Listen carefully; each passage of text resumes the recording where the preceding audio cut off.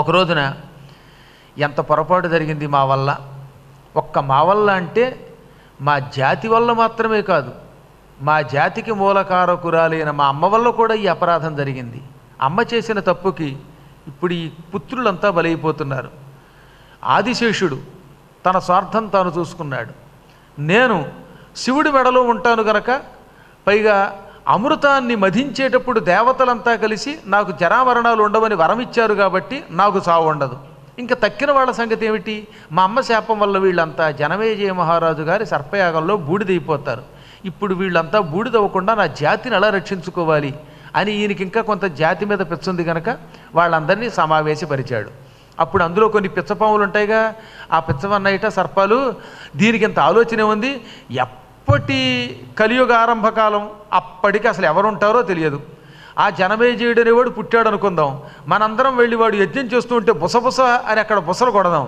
ఆ దెబ్బకి ఋత్విక్కులంతా పారిపోతారు. వాళ్ళు పారిపోతే యజ్ఞం అంతా చల్లాచెదరైపోతుంది. వాళ్ళు యజ్ఞంలో భోజనాలు పెడతారుగా, ఆ భోజనంలో విషం కక్కుదాం అని కొన్ని పాములు ఉన్నాయి. మరికొన్ని పాములు ఉన్నాయి, అబ్బే ఎందుకు జనమేజయుడిని యజ్ఞం చెయ్యొద్దని బతిమాలుకుందాం, బ్రాహ్మణ వేషంలో వెళ్ళి వరాలు అడుగుదాం, ఆయన వరాలు ఇస్తాడు, యజ్ఞం ఆగిపోతుంది అన్నట్టు కొన్ని. ఇలా ఎవరి దారిన వాళ్ళు కబుర్లు చెబుతుంటే వెంటనే మరికొన్ని సర్పాలు ఉన్నాయి. అంటే బ్రాహ్మణోత్తముల యొక్క మంత్రములు మీకు అంత తేలిగ్గా కనబడుతున్నాయా? వాళ్ళు సరి అయిన నిష్ఠాగరిష్ఠులై యజ్ఞం చేసి మంత్రం చదివితే ఆ మంత్రం దగ్గర మీరు బుస్సు అనలేరు.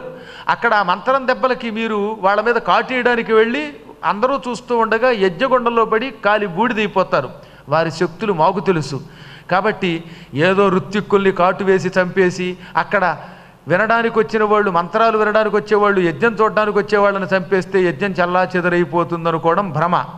అక్కడ ఋత్విక్కులు మహానుభావులు, వాళ్ళ మంత్రశక్తి ముందు మన కసుబుస్సులు విషాలు పనికిరావు, ఈ ఆలోచన పనికిరాదని కొందరు అన్నారు. సరిగ్గా ఆ సమయంలో ఒక కుర్రాడు లేచాడు. అందరికంటే చిన్నవాడు, వాసుకి యొక్క తమ్ముళ్లలో చిట్ట చివరివాడు. వాడి పేరు యాలాపుత్రుడు.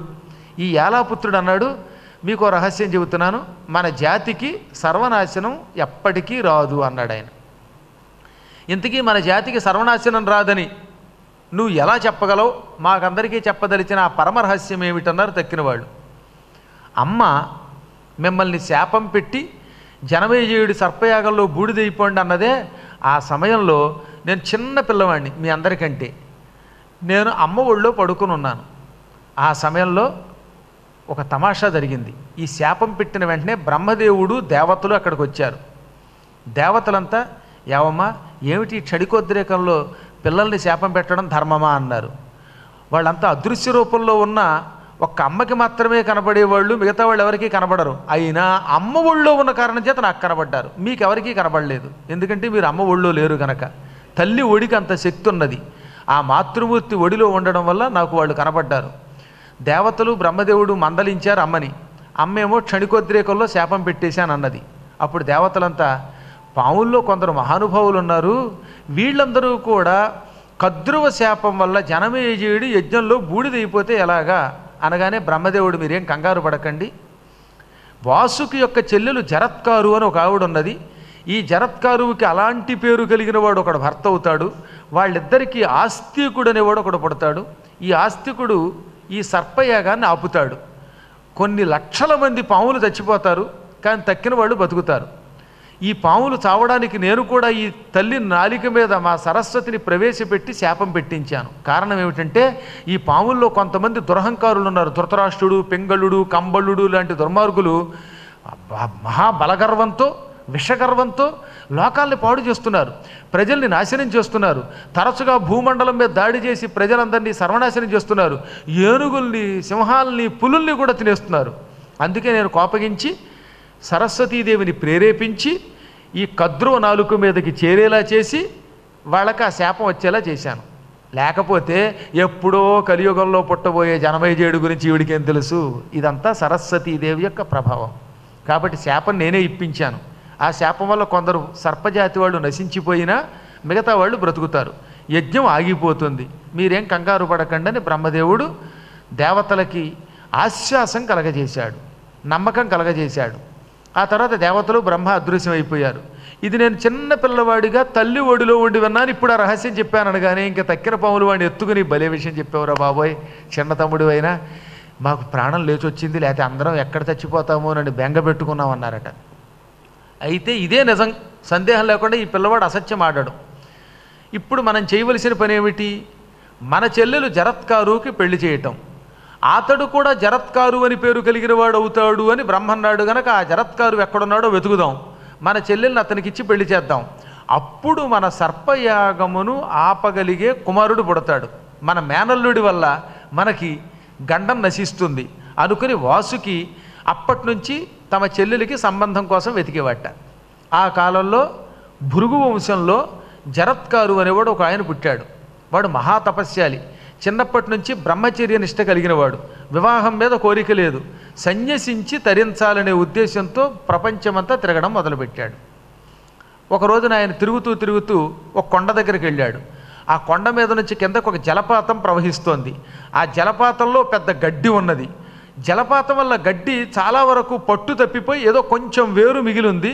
దాన్ని ఒక ఎలక కూడా కొరుకుతోంది. అలాంటి గడ్డి దుప్పుని పట్టుకుని వేళ్లాడుతున్న కొంతమంది కనపడ్డారట. ఈ జరత్కారుకి మతిపోయింది. జలపాతం దెబ్బకి పూర్తిగా ఊడిపోకుండా ఈ గడ్డి దుబ్బు ఎలా వేళ్లాడుతోంది, పైగా ఆ గడ్డి దుబ్బుని ఎలక కూడా కొరుకుతోంది, అయినా పూర్తిగా ఆ గడ్డి పరక తెగిపోలేదు. ఆ గడ్డి కేవలం పరకనొక్కదాన్ని పట్టుకుని ఇంతమంది ఋషులు ఎలా వేళ్లాడుతున్నారు, అమ్మ ఏమి తపస్సిది అనుకుని, మహానుభావులారా ఇలాంటి తపస్సు చేసిన వాళ్ళని ఇంత పూర్వం చూడలా, ఇలా తలకిందులుగా తపస్సు చేస్తున్న తమరు ఏం ప్రయోజనాన్ని ఆశించి ఈ తపస్సు చేస్తున్నారని అడిగితే వాళ్ళన్నారు, ఇది తపస్సు కాదు మా కర్మ అన్నారట. మేమేదో తపస్సు చేస్తున్నాం అనుకోకు తలకిందులుగా, మేము వాలఖిల్యుల వంటి వాళ్ళం కాదు, ఇది యాతన అనఘా ఇది ఏటి తపము ఏ మనుపమ దుఃఖితుల మొగుట ఆధారము లేకను సంతానోచ్ఛేదంబున వ్రేలెదము అధమలోకమున తెరువుతనల్. ఓ పుణ్యాత్మ, ఇది తపస్స కాదు కాదు, ఇది ఒక దుఃఖం. మేము భృగు వంశంలో పుట్టిన కొంతమంది ఋషులం. మా వంశంలో పరమదరిద్రుడు దౌర్భాగ్యుడు జరత్కారు అని ఒకడు పుట్టాడు. వాడు పెళ్లి చేసుకోకుండా సన్యాసి ఇష్టం వచ్చినట్టు తీర్థయాత్రలు చేస్తున్నాడు. వాడికి సంతానం లేకపోవడం వల్ల మా వంశం నాశనం అయిపోతోంది. తద్వారా మాకు తిలోదకాలు, పిండాలు, తర్పణాలు ఇచ్చేవాళ్ళు లేకుండా అయిపోయారు. వాడివ్వలేదు, వాడికి పిల్లలు లేరు కనుక భవిష్యత్తులో మాకు అవి దొరకవు. తిలోదకాలు, ఉత్తమ లోకాలకు వెళ్ళే తర్పణాలు లేకపోవటం వల్ల మా పుణ్యం పోయి స్వర్గం నుంచి వచ్చి ఈ గడ్డి పరక్కి వేళ్లాడుతున్నాం. ఈ గడ్డి పరక ఎప్పుడు తెగుతుందో తెలియదు, ఉంటామో ఊడతామో తెలియదు. భగవంతుడు ఇలాంటి శిక్ష పెట్టాట. ఒక్కసారి తెగిపడిపోయినా పర్వాలా, అసలు తెగకపోయినా పర్వాలా, వేళ్లాడుతూ ఉంటే అది పెద్ద బాధ కదటండి. తెగిపోతున్న గడ్డి పరకను పట్టుకుని ఉంటామా ఊడతామా అని రోజు బెంగ పెట్టుకోవడం అంత బాధ మరొకట్లేదు. ఏ స్తంభం పై నిలబెట్టారు, పడతామా తెలియదు, పడమో తెలియదు, కిందకి దిగలేము, అలాగే ఉండిపోయేవాడికి అదొక మరణయాతన. అలాంటి మరణయాతనకి ఇప్పుడు మేము గురయ్యాం. దీనికి మూల కారణం మా వంశస్థుడైన జరత్కారు. నాయన నువ్వు కూడా తీర్థయాత్రలు చేస్తున్నట్టున్నావు, నీకు పుణ్యం ఉంటుంది, ఎక్కడైనా ఆ దౌర్భాగ్యుడు దొరికితే వాడిని పెళ్లి చేసుకుని ఒక పిల్లాడిని కనమను, వాడిని పిల్లాడిని కన్నాడంటే మాకు ఈ గండం నుంచి విముక్తి కలిగి మేము స్వర్గానికి పోతాం అనగా నేను తెల్లబోయి, అయ్యో ఆ జరత్కారుకి చెప్పడానికి నేను ఎక్కడికి వెళ్ళక్కర్లేదండి, మీరు ఇందాక నుంచి తిడుతున్న జరత్కారు నేనేనండి అన్నట్ట. ఒరే భలే దొరికేవరా మా అదృష్టవశాత్తు, నువ్వేనా జరత్కారువి? ఏమిటి నాయన ఇది? ఒక వివాహం చేసుకుని సంతానాన్ని పొంది మమ్మల్ని ఉద్ధరించకుండా ఎందుకు ఈ తీర్థయాత్రలు చేస్తున్నావు? మహానుభావులైన ఋషులు తీర్థయాత్రలు చేశారంటే వాళ్ళంతా గృహస్థాశ్రమంలో ఉండి వెళ్ళిన వాళ్ళే, నువ్వెందుకు ఈ పని చేశావు అనగా, ఏమోనండి సంసారంలో పడితే వ్యామోహం కలుగుతుందని, ఇల్లు, అక్కడి నుంచి భార్య, ఆ భార్యకు పుట్టేటటువంటి పిల్లలు, ఈ పిల్లల్ని పైకి తీసుకురావాలనే కోరిక, వీళ్ళ కోసం ఇంకా అలా డబ్బు పోగు చేయాలనే కోరిక, ఇవన్నీ పెచ్చలు పెరుగుతాయి. ఆ వ్యవహారంలో ఆ వ్యామోహంలో పడి నేను ధర్మభ్రష్టుణ్ణి కర్మభ్రష్టుణ్ణి అధోలోకాల పాలవుతానేమోననే భయంతో సన్యసించానండి అన్నాడు ఆయన. అప్పుడు వాళ్ళు అన్నారు, నీలాగా ప్రపంచం అంతా అనుకుంటే అప్పుడు ఈ భూలోకంలో జనం అభివృద్ధి చెందరు, సృష్టి ధర్మం నాశనం అయిపోతుంది, సృష్టి ధర్మానికి వ్యతిరేకంగా పెడుతున్నావు. సన్యసించడానికి కొన్ని కారణములు ఉంటాయి, దానికి కొన్ని అనేకమైన విధానాలు ఉన్నాయి. మా వంశం మొత్తానికి నువ్వు ఒక్కడివే వారసుడివి. ఇంకో 10 మంది పిల్లలు ఉంటే నీ బదులు ఇంకోటి వివాహం చేసుకుని ఓ పిల్లాంటి కనేవాడు, అప్పుడు నువ్వు సన్యాసానికి వెళ్ళినా మాకు నష్టం వచ్చేది కాదు. కానీ నువ్వు ఒక్కడివేనే మా వంశానికి. అటువంటి నువ్వే కర్మభ్రష్టుడివై వెళ్ళిపోతే అప్పుడు ఈ వంశాభివృద్ధి ఎలా జరుగుతుంది? తగ్గియడ్డు పుత్రుల బడ్డసి ధర్మువు తప్పక తమ్మునొత్తముల్ పొడగగా మన్ మహామతులు తమ్మునొత్తముల్ పొగడగమన్ మహామతులు పొందుగతుల్ కడుఘోర నిష్ఠతో తగిలి తపంబు చేసియును దక్షిణ లిమ్ముగనిచ్చి యజ్ఞముల్ నెగడగజేసియుల్ పడయనేర రపుత్రకులైన దుర్మతుల్. నీకు రహస్యం చెప్పనా? అడవికి వెళ్ళి 1000 సంవత్సరాలు కఠోర నిష్ఠతో తపస్సు చేసిన వాళ్ళు, యజ్ఞములు చేసిన వాళ్ళు, అనేక దానకర్మలు చేసిన వాళ్ళు కూడా పొందలేని మోక్షం గృహస్థాశ్రమంలో ఉన్నవాడు పొందుతాడు.